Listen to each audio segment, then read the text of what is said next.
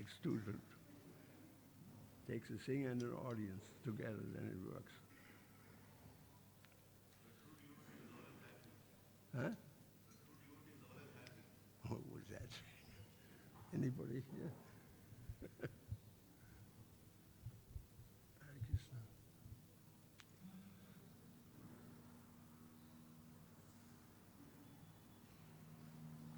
Om Namo Bhagavate Vasudevaya. Om Namo Bhagavate Vasudevaya. Om Namo Bhagavate Vasudevaya.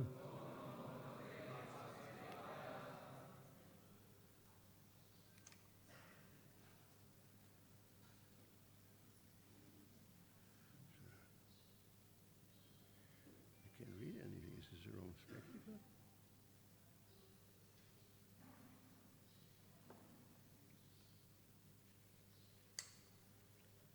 Is my assistant here?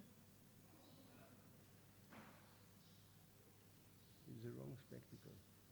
This one is a long range lens, you know. Anyway, I try my best.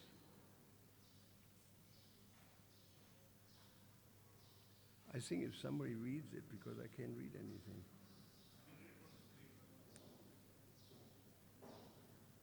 Come here.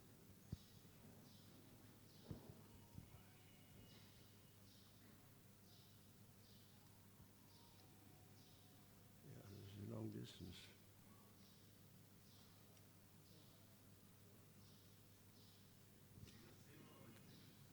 43, 45, 45 maybe? 45.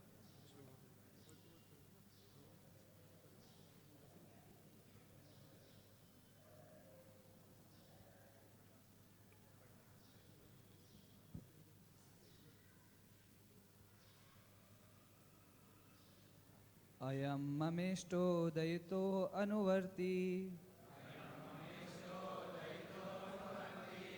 Mayabhyam dattam amushya deva Sampadyatam tad bhavata prasado Yatha hite daitya patau prasada Ayam mamesto dayito anuvarti Mayabhyam dattam amushya deva Sampadyatam tad bhavata prasado Yatha hite daitya patau prasadaha Ayam mamesto dayito anuvarti Maya bhayam dattam amushya deva Sampadyatam tad bhavatah prasado Yatha hite daitya patau prasadaha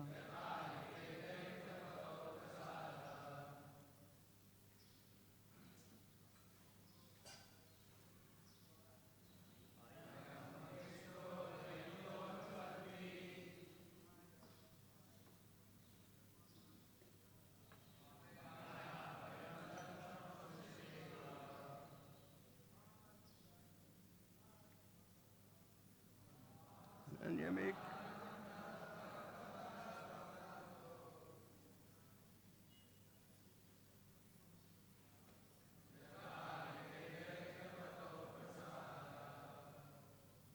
ladies.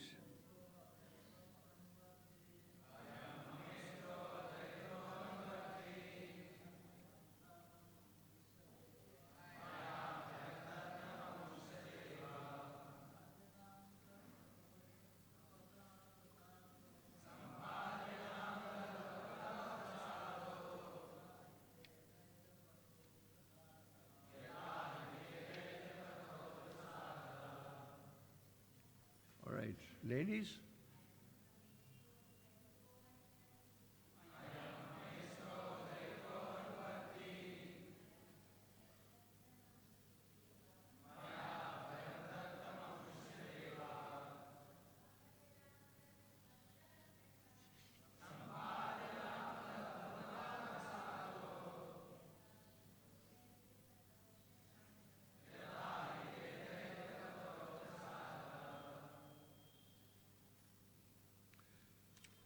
All right.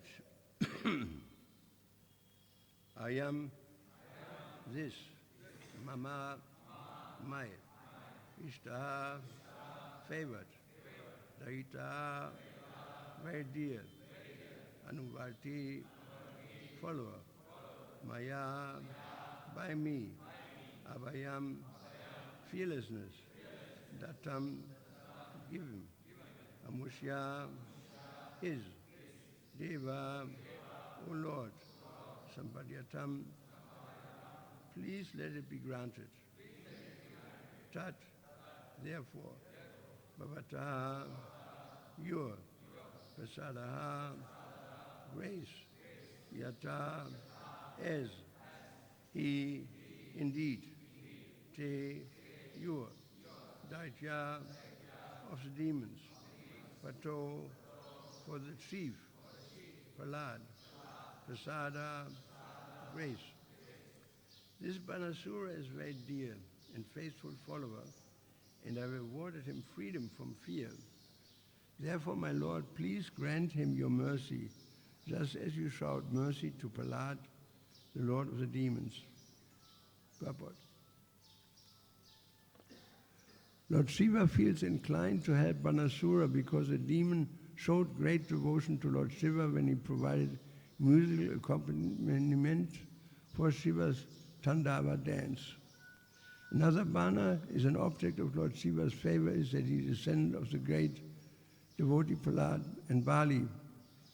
So just on that, imagine Banasura had 1,000 arms, and he played, when Lord Shiva was dancing, with 1,000 arms, different tablas. I mean, somebody can play one tabla, that's already plenty.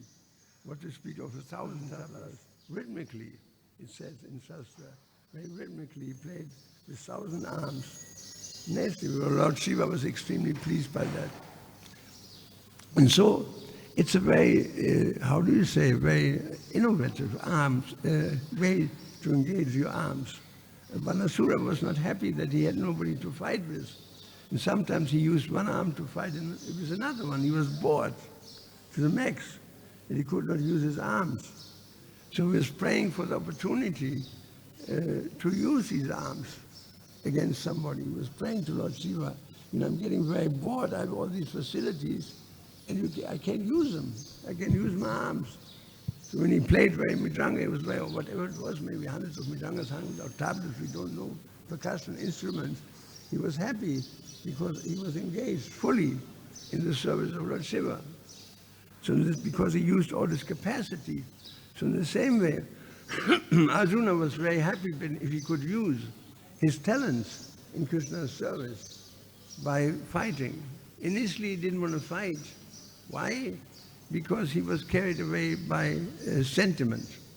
Just like, imagine yourself, you are a policeman, and you see your uncle is stealing in a shop. You see it, but you look away and don't do anything about it. How can I do something? He's my uncle. So the chief of the police, when he hears about that, he will say, like Krishna, how can these impurities come upon you? They don't behave a person who knows the rules and regulations of a policeman, right? That's the situation. A very simple explanation. That's why Krishna is called an impurity. He has a duty to fulfill. As a kshatriya, it's a duty, and sometimes it means to fight if there is some irregularity. And he didn't fulfill his duty because he was carried away by, how can I fight against my uncle, my nephew, my grandfather, all these people, my dear Arjuna, Krishna, I can't do it, I will not fight. And Krishna says, how can these impurities come upon you? Because he didn't want to fulfill his duty. And his duty is connected with his capacity. He was a kshatriya for good reason. And he was a very powerful fighter. And so in the same way, sorry, 1 second.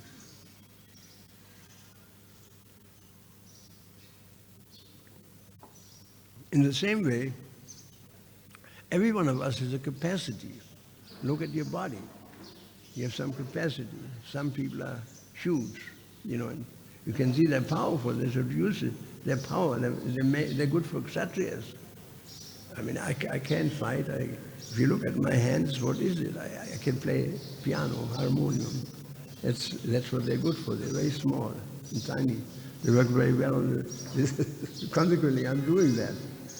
And so everybody has to ponder, what is my capacity? What can I do?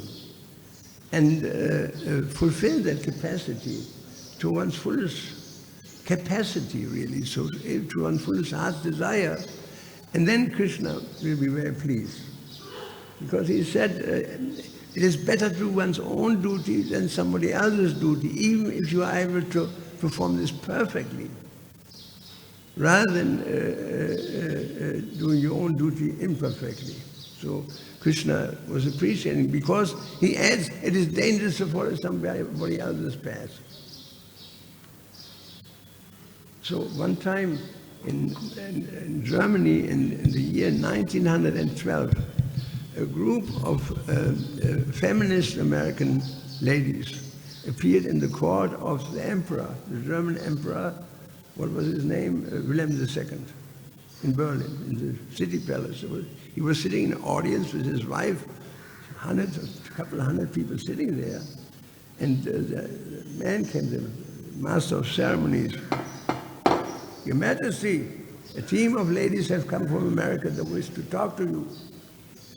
Come, bring them in. Speak. You want to talk to me? Speak. He said, our philosophy is that men and women are the same. He said, that is a wonderful idea. I always wanted to have a baby. The whole court laughed. Then he said to them, to his wife, wouldn't that be a wonderful idea if I would have a baby? She said, it would truly be very surprising. Then he became very serious and said, you should forget this idea really quick. He said, you are made to be mothers, you have children, you have a future, you have grandchildren, you have something to do that according to your capacity. Don't even think about that. You get into trouble sooner or later. And so the man had common sense. The emperor had common sense, but as we all know, common sense is often not very common in human society. And Lord Chaitanya really said that the more you go to the West, the more crazy things are. He was not talking about Gujarat. He talked about everything beyond Gujarat. There's Middle East, and ultimately there's America, and I've seen America many times. The craziest of all places is Berkeley, California. It's the most crazy. Nothing is normal. Nothing is normal. Everything is just men are women and women are men, and it's just an ocean of misconception and misidentification. I remember we had a kirtan party, and all brahmacharis except myself, I was a householder, all boys actually, all boys party. And we were singing on the main drag. There was a pub there, and there was many men looking out of the windows, and they were waving us. So finally somebody came over and said, why are you wearing these clothes? You're driving us mad. So they were all wrongly posed. Why are you wearing these clothes? You're driving us mad. So that's, like Lord Chaitanya says, the more you go to the West, the more. And you don't really know how deep Vedic culture is and how wonderful Vedic culture is. There's nothing and nothing and nothing we can learn from Western culture, nothing. Because it is demonic. It's demonic. It's a demonic culture. Even the greatest of thinkers, take Albert Einstein, he was a great thinker. Even he didn't have the capacity to understand God. Even he, because he didn't get Shabda Brahma. It was all Pratyaksha and Anumana, period. So even if by Anumana you can understand the limits of the universe, which is impossible. Even if you can understand the limits of the universe, which is impossible, still you can understand, and so is conclusion was that religion is medieval, it is tribal, it doesn't give up any answers, and I agree with that, if you talk about Western religiosity. Because if you have no concept of soul, you cannot understand why the innocent suffer. You cannot. My brother died with 7 years. He had cancer. And he suffered like a dog. It was horrible. So finally he died, and when the priest came, in the West you keep the body in the house for 3 days. The boy is lying in his coffin, I'm standing at his feet, and the priest at his head, and the priest at his feet, and I said, Father, why did my brother have to suffer like that? He said, I don't know. I said, it says in the Bible, as you sow, you reap. What has he sown? He was just a child. He said, I don't know. And I mumbled under my breast, there is no God. There is no God.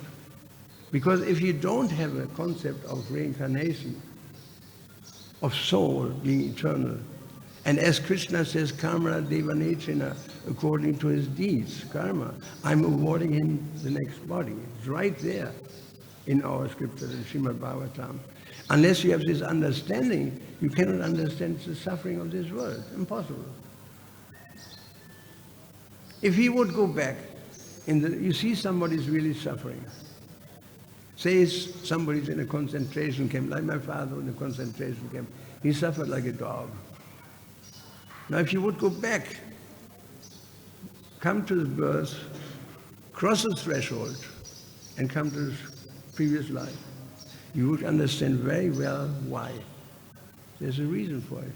Everybody drinks his own cup. He may be a child. Nobody's innocent in this world, not even a child. Ultimately, as you sow, you will reap 100%. There's always nothing you can do about it, almost.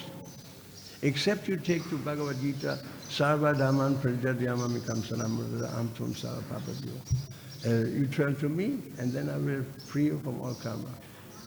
That's the only way how to get out of the cruel laws of material nature. Very cruel.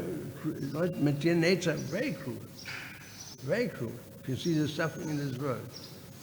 If you see the suffering that have caused to people, even now in our presence, if you hear the suffering inflicted by poor people in Israel right now, or you go to Russia, you go to Ukraine, the United States has been at war 95% of their existence.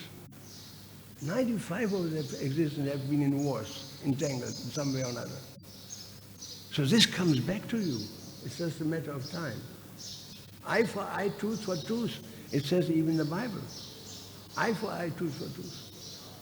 So if there is no concept then of soul, defined concept of soul, which is not existing in Western, any type of Western religiosity, whether it's Muslim religion or Jewish religion or Christian religion, they cannot explain why the innocent suffer. Because they're not innocent. And that you can only understand if you have a clear concept of soul. That's the first thing to understand.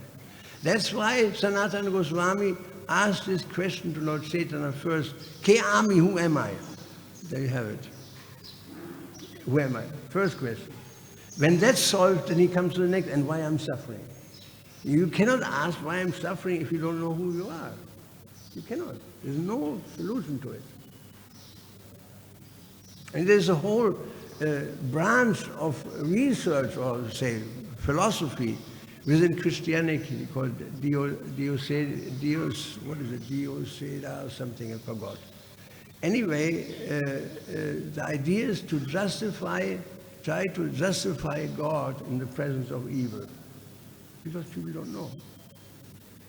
One lady called, she was in Japan in the tsunami, and she said, all my friends are dead. She asked the Pope. There was a so-called Zoom conference, teleconference, and he said, frankly, I don't have the same questions.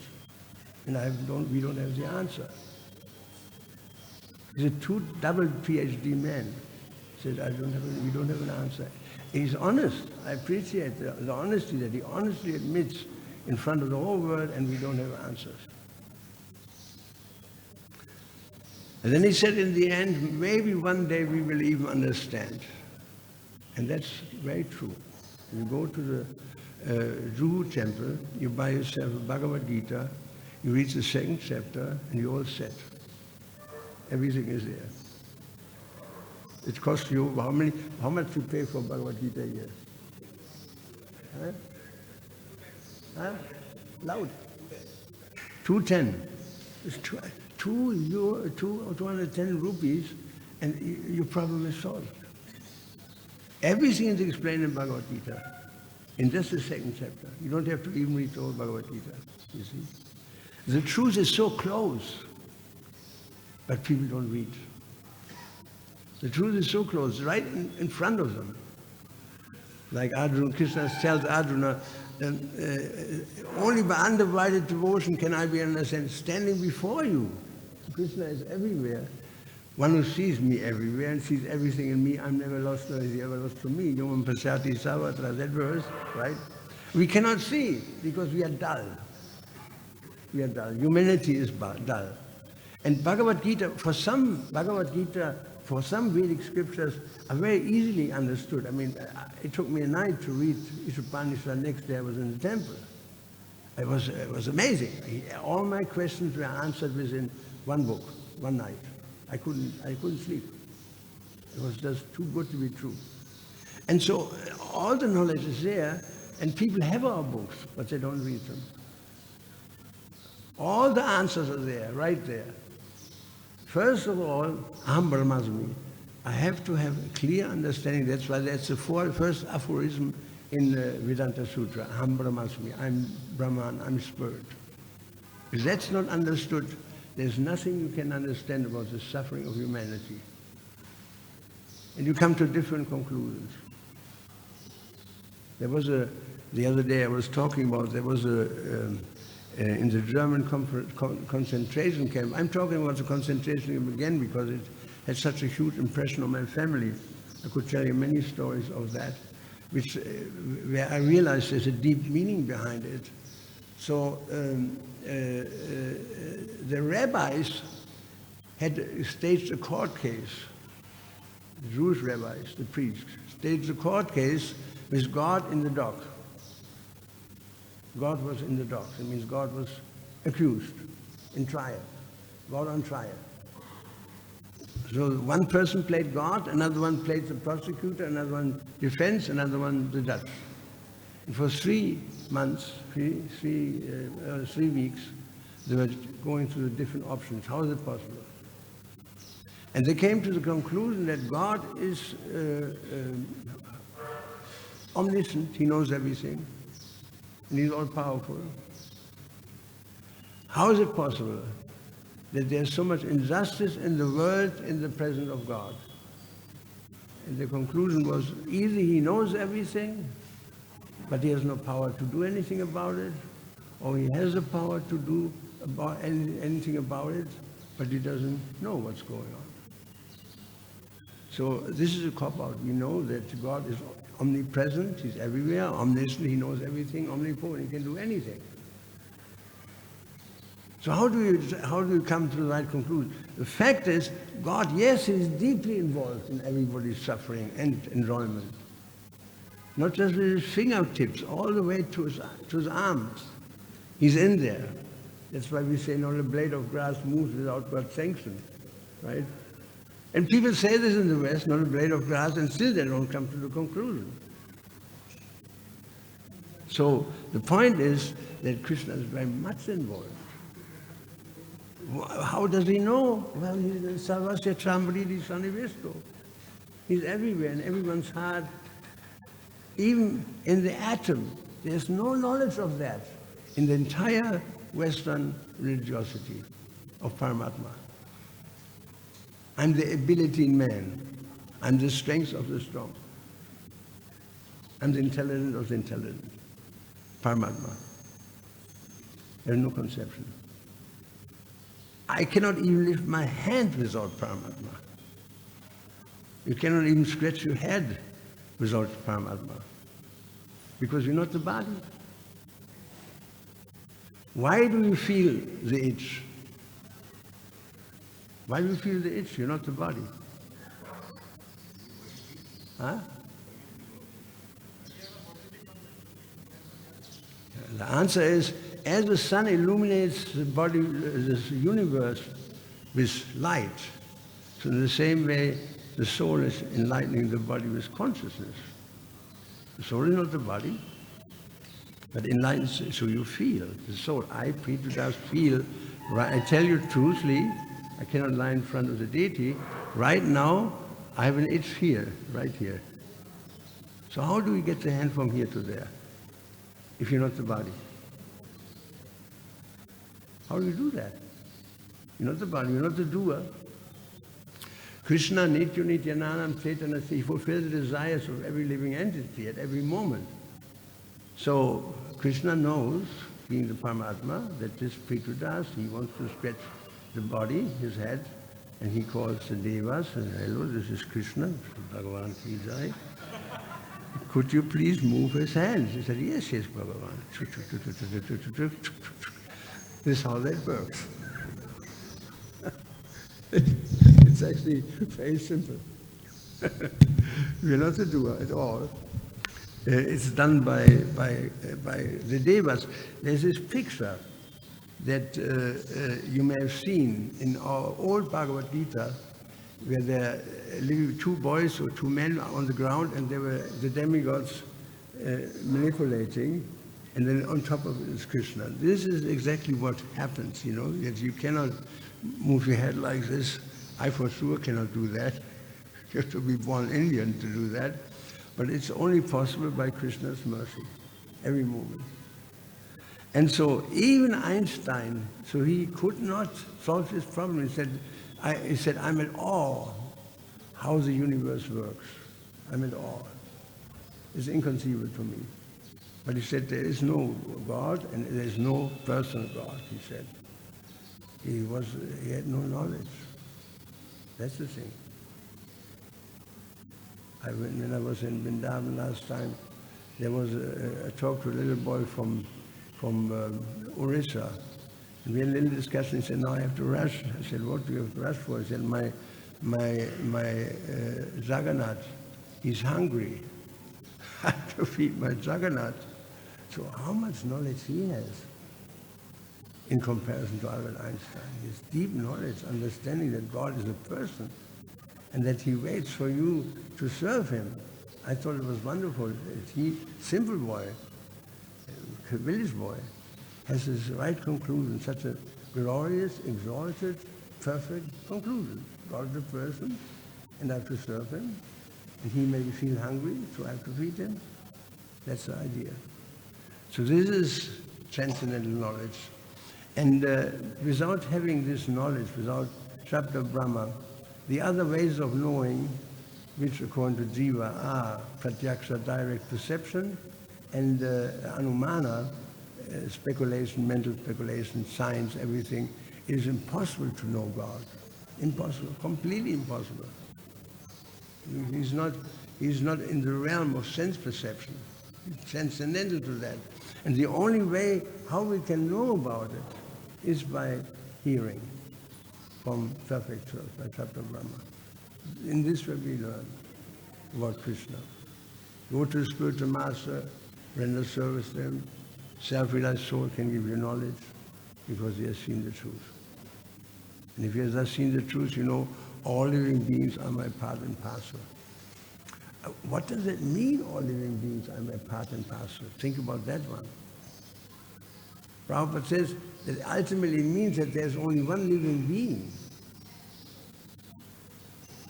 There are not many living, there's only one living being, and that's Krishna. I can read this to you.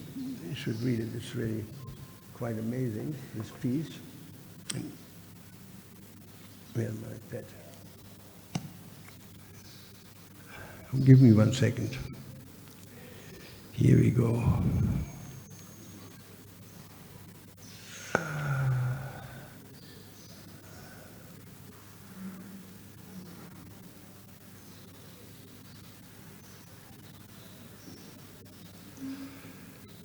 So, Prabhupada says we have to see Krishna in everything. And when it comes to suffering, he said ordinary human beings who have no knowledge see distress as something outside of God's jurisdiction. It comes from nowhere. And so they become atheists. There's no God, everything happens automatically. It was my conclusion when I was young, 10 years old or something. But it is not so. When a devotee sees distress, he sees that the Lord has appeared as distress just to relieve or purify a devotee from the contamination of the material world. When one is within this material world, one is in various conditions, and therefore a devotee sees even a condition of distress as nothing but another feature of the Lord. You know, Krishna causes us distress sometimes. Why is that? Because he wants to train us. How is that? Well, imagine you tame a lion. You tame a lion. A young lion arrived. So what you do? First you feed him a huge feast. And he eats to his fullest satisfaction. Then you go away. He doesn't know where has he gone. Then you come back and feed him a huge feast. And then you go away.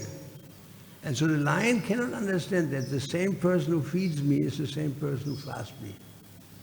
He cannot understand that.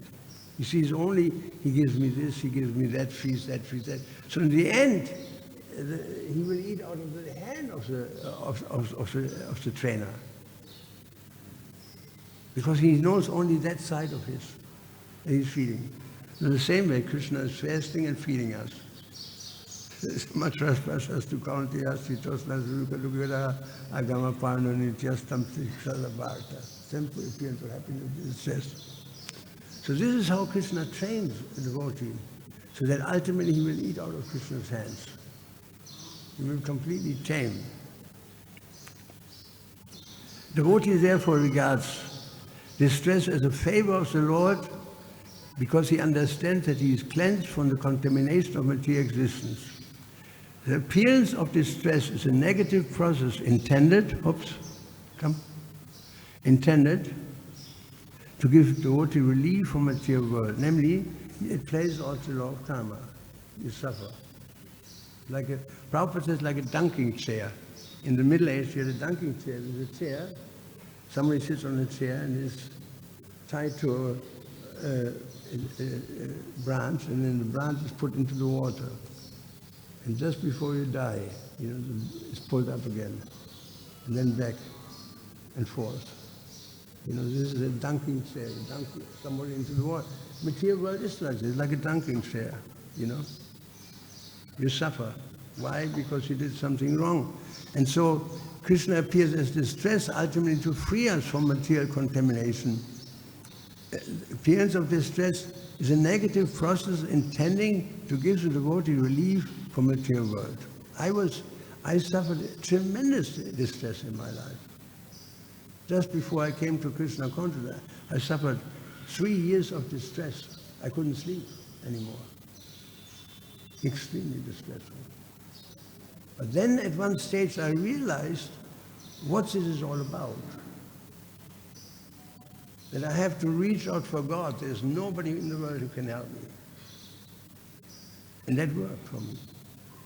And it worked for anybody. If you turn to Krishna in distress, he will hear you. No doubt about it. It's my experience. He will hear you. So Krishna wants you to get on your knees, because everybody in the material world is so puffed up. When you're on your knees, then God will help you. He will come and help you, and that's the experience. So suffering is a negative process to become free from misconception by suffering. Now, what is a positive process to become free from suffering?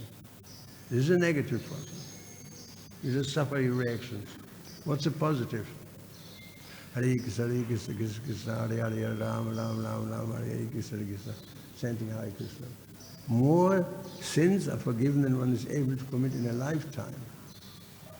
So there's a whole salvific path given, a path of salvation from the suffering and the enjoyments of the material world, and that is to turn to Krishna. That's the only way. And the most excellent way of all of them is to chant the Hare Krishna mantra. That's the most excellent way. To become free from, that's a positive way to relieve the soul from the suffering in this material world. And we are very, very fortunate that we somehow or other, we found this precious bit. All of you, and myself too. I mean, remember your friends from school, primary school, secondary school, high school, maybe university. Where's everybody? Is there anybody there? Anybody out there? That I remember? Nobody. They're all gone. Climbing up the wrong tree, barking up the wrong tree, the tree of material existence. And somehow or other, by Prabhupada's mercy, we could catch hold of his feet. Somehow or other, by Prabhupada's mercy. And that's why we are here. There must be something. It's not that a complete demon can come to Krishna consciousness so easily. There must be something. I don't know how you lived, but if I look into my childhood, yes, I come from a pious family. It was very pious. I could talk about it a lot, particularly in the entanglement of the war and in the concentration camp and all that. There's some piety. There has to be something. The Prabhupada gives the example, what is it? Ganaganatvam, the rain cloud. Samsada Davanali, look. The rain cloud, the rain showers flower on the ocean, there's no result. The rain showers on the rocky land, there's no result. The same rain cloud suffers on the fertile land. There's abundant of results. There's reciprocation because there's something there. You have to have something there, otherwise you can't be here. There is something, some sukriti. You see? And when we see this enormous crowd of people are going by here, they all take prasadam, they all see the deities, their future is guaranteed. In the next life they become, the movement is going to be huge. You have no conception. You have no conception how huge it's going to be. That's the beginning. Because they all eat prasadam, they all join the kirtan. So this movement is growing. We are planting the seeds in thousands and thousands of people by these books, and by this book distribution, and by this chanting and hearing on the street. There was one devotee, now a devotee, is Russian devotee, and he saw the devotees in the Lomonosov University dancing on the streets, and he was ridiculing the devotees. Did I tell you the story? He was ridiculing the devotees. He said, here they are, the penguins, because brahmacharis, they look like, the way how they walk like penguins, you know. Here they are, the penguins. And his friends were laughing about the devotees, and the devotees see they're laughing, the devotees are waving, good-hearted people, devotees, and so they waved back, kind of in confusion. And this happened again and again and again every time he saw the devotees.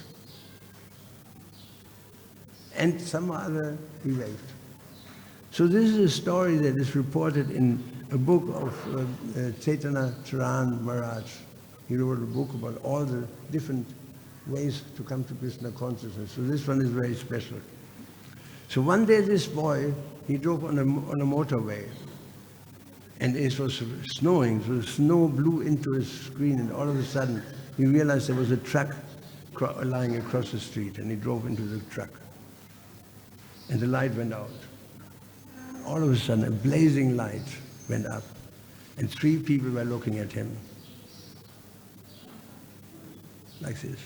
And he yelled, Nikolai Ivanovich, we have been waiting for you. He ran for his life. They threw a lasso, tied him. And within seconds, this is actually a true story, within seconds he arrived in front of a man who was sitting on a very high throne. and a huge audience of people. The man on the throne said, Nikolai Ivanovich, I've been waiting for you.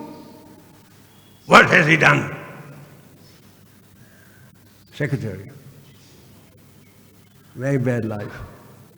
Hunting women, illicit sex, drugs, stealing, lying, so many things. Whole life, a mess. Man on the throne said, anything good? Said one thing. Every time he saw the devotees of Lord Krishna, the man on the throne went like this. Whole audience, everybody went like this. A moment of silence. What did he do? He said he was waving the devotees. Waving the devotees. How many times? 27 times. Excellent.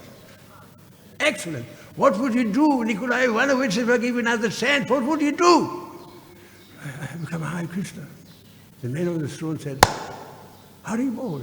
You go right back. And he was thrown back by an irresistible force into the body. And opened his eyes, and two doctors were pressing his blood, his breast. He's coming back. Let's keep on going. So he ended up in a hospital and went to the temple, and the devotee said, you are fortunate, the man you meet only one time in your life, and that's too late. You got another chance. And he's a book distributor in Moscow. Think about that. Such a little thing. In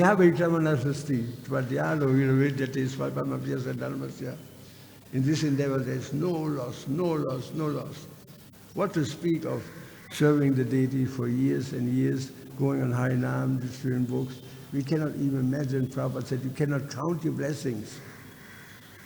Prabhupada, he gave us this facility. The ground was fertile, and the cloud sowed. We were able to grasp it. You give many people Bhagavad-gita, they're not able to grasp it. Some people are, by Prabhupada's mercy. And I want to close my lecture with that. It's actually an amazing story. There was, when Prabhupada came to Germany, he wanted to speak to big men. So I was in charge for the public relations, and I went out and brought some people to Prabhupada, big people. And there was one person that Prabhupada wanted to see. His name is Professor Heidegger. He's the biggest philosopher of the last century, no doubt about it. He wrote a book, Time and Being. It was not about God, but it was super close to it. And so naturally I went to him. So I visited him. I went into the university. Once you're a university boy, you know how to walk around the university, how to ask the right people from the Department of Philosophy. I got his address, I rang the bell, the door opened, and the elderly woman came out and said, oh. She said, you look very different, which was a fact. I was in a dhoti and my tilak and kota. I said, relax. I said to her, relax. I'm a monk, I'm a German, but I'm a monk following an Asian tradition. And she said, then what? I said, my spiritual master, he wants to see your husband, Professor Heidegger. She said, it's too late. I said, why? Is he gone? She said, no, he's upstairs and he doesn't understand anything anymore. He was gone. His mind was here, blew his mind. How do you say, Alzheimer or whatever. And I said, well, he won't complain if I go upstairs, isn't it? And she laughed and I said that. He said, that's a fact. He won't complain because he doesn't perceive anything anymore. So I went upstairs. It's an amazing story, actually. So I sat beside him, his head, his wife at his feet. And I said, Professor Heidegger, can you hear me? I wasn't at all. I mean, this guy is he's an icon. He's an icon of knowledge. And I heard about him so many times, read something about him. So he was lying there, incapacitated, 100% incapacitated. He was lying there like this. I said, Professor Heidegger, do you hear me? No answer. Professor Heidegger, can you hear me? No answer. So I took the Bhagavad-gita as it is, and touched his hand like this. He grabbed it. And he lifted up the Bhagavad-gita. He opened his eyes and said, Bhagavad-gita. I know this book, Bhagavad-gita. Bhagavad-gita, I know this book. And he became emotional, pressed it to his heart, and fell back into coma. His wife said, how did he do that? He said, I've not seen him like this in 5 years. Prabhupada's mercy. Because the last thing he said in an interview, it was an interview with a famous German journal. He said, after all the philosophy, what's your conclusion? He said, only God can help us.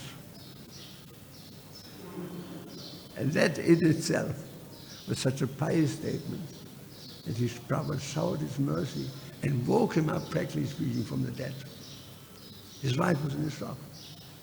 He said, since 5 years he had never reacted. He's like a potato. He doesn't react.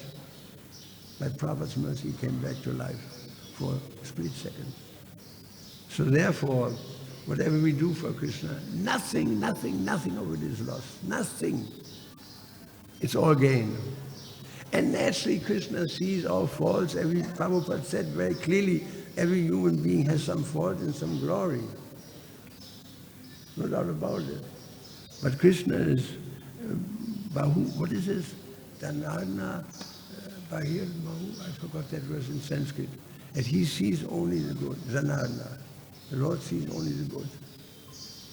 So whatever we do for Krishna is never lost. It will be there forever.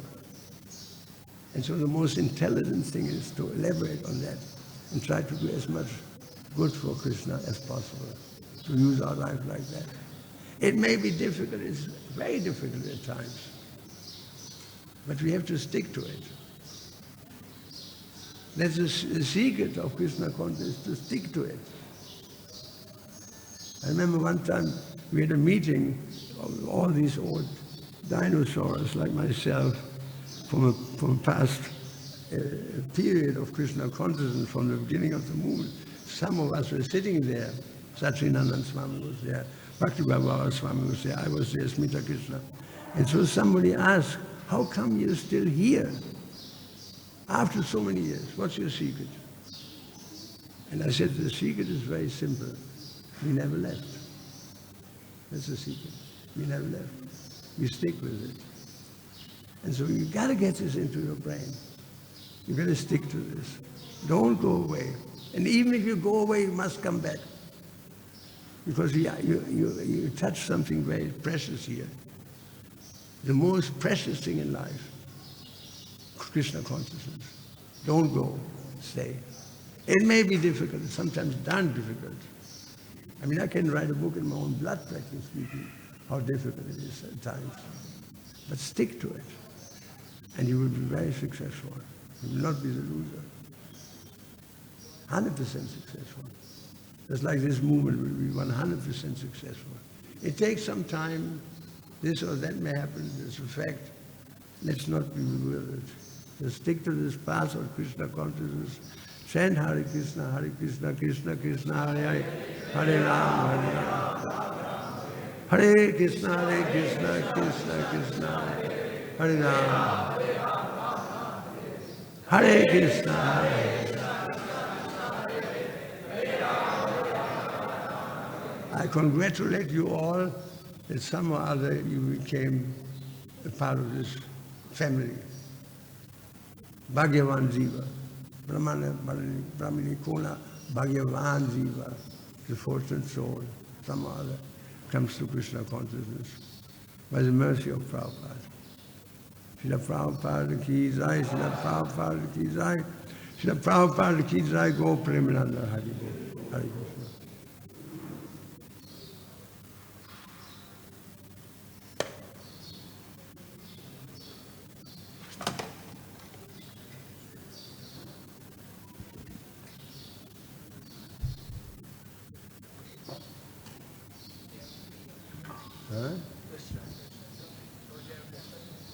Question, yeah. Hare Krishna. One question. Thank you very much, Prabhuji. Prabhuji, you gave one example, analogy of taming the tiger, lion. taming the lion, you gave an example, analogy. So can you just elaborate it? Maybe I could not hear properly. Well, I don't understand. It's very muffled. This microphone is for singing, but not for speaking. It's very muffled. Somebody can tell me what he said? We give the example of training. Sometimes he's feeding, sometimes he's fasting. Trainer, the lion. Give an example. Sometimes Krishna feeds us and sometimes he makes us fast. Yeah. So he's asking to explain. What? He wants more explanation on this. Well, the thing is, you see, when we fall into the material world, we are full of desires. We want this, we want that. And even if you become a president of the United States, for example, you want to become president again. Right? Even if it means to cross the law, be lawless, like our president of the United States. He's never tired of becoming the president of the United States. What was the only good thing he probably did in his life? Something must be there to achieve such a position. I'll tell you what, when our Jayananda built his first bus carts in New York, he didn't know where to build them. And on Fifth Avenue there was a huge piece of land, a building site. They had not started yet. And it was huge. He thought, that's the ideal place. And he found out who is the owner of that land, Mr. Donald Trump. And he asked him, can you rent this place for us? We want to have a religious procession. He said, you have to give me $1. I'll let you live this land. So he had to sign for $1. He gave the land. So that thing, he could not imagine what he did to himself there. That's a huge thing. The Ras Yatra in New York would not have been possible. Never been possible. So even blind, my father used to say, even blind chicken sometimes finds a piece of grain. So that was a piece of grain. But he's not tired. He wants more. In the material life, you're never tired. He wants more. So Krishna has to put us through this grinder, through this mill. Okay, you want more? Okay, here it is. On your donkey chair. And okay, now let's go down there for more. And then you come up and say, I want to this, that. Okay. And so we are going through these ups and downs for a purpose. They are the therapy, Krishna's therapy. And therefore one has to see in suffering that Krishna is preparing us. Ultimately, all living beings are parts of Krishna.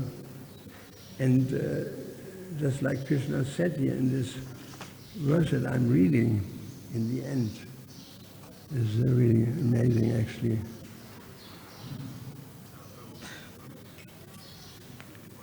A non-devotee is disturbed by distress, but the devotee welcomes distress as but another feature of God.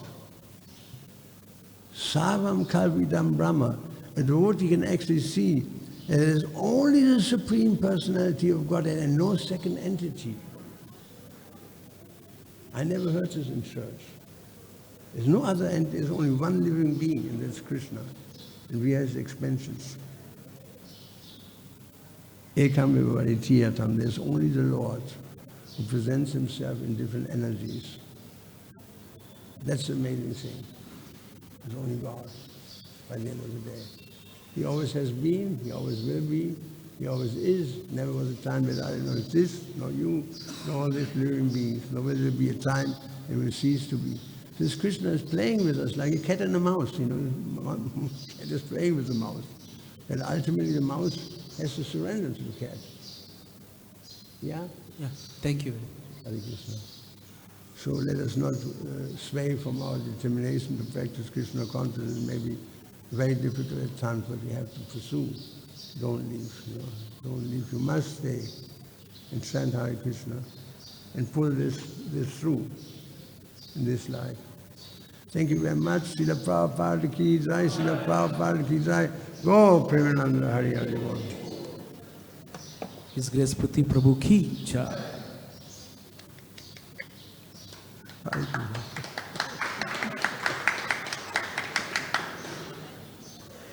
Hare Krishna.